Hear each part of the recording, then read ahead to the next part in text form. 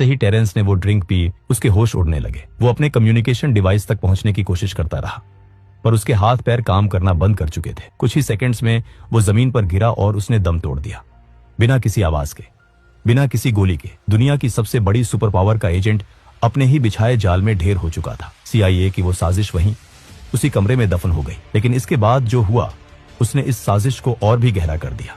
जैसे ही टेरेंस की मौत की खबर अमेरिकन एम्बेसी तक पहुंची, वहां भगदड़ मच गई। उन्हें समझ आ गया था कि उनका खेल खत्म हो चुका है और किसी ने उन्हें उनके ही घर में घुसकर मात दे दी है। अगले ही पल US एम्बेसी से एक पूरी टीम उस होटल में दाखिल होती है। उन्होंने बांग्लादेश की लोकल पुलिस को होटल के अंदर घुसने तक नहीं दिया। आमतौर पर किसी भी विदेशी नागरिक की मौत पर लोकल पुलिस इन्वेस्टिगेशन करती है, पोस्टमार्टम होता है, पर यहां सब कुछ दरकिनार कर दिया गया। अमेरिकन एजेंट्स ने टेरेंस की डेड बॉडी को तुरंत अपने कब्जे में लिया। उसका कोई पोस्टमार्टम नहीं हुआ।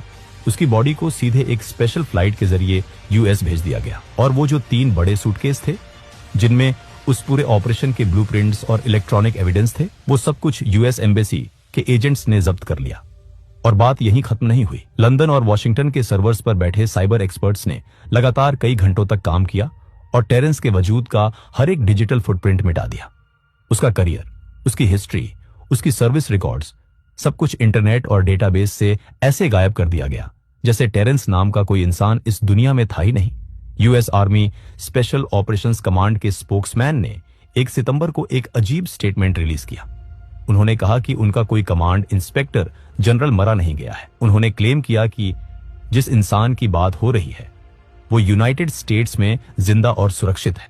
4 सितंबर को लेफ्टिनेंट कर्नल इलियट स्कॉट ने यहां तक कह दिया कि ढाका में उनका कोई ऑन गोइंग ऑपरेशन चल ही नहीं रहा है। 2 सितंबर 2025 प्रधानमंत्री मोदी सही सलामत भारत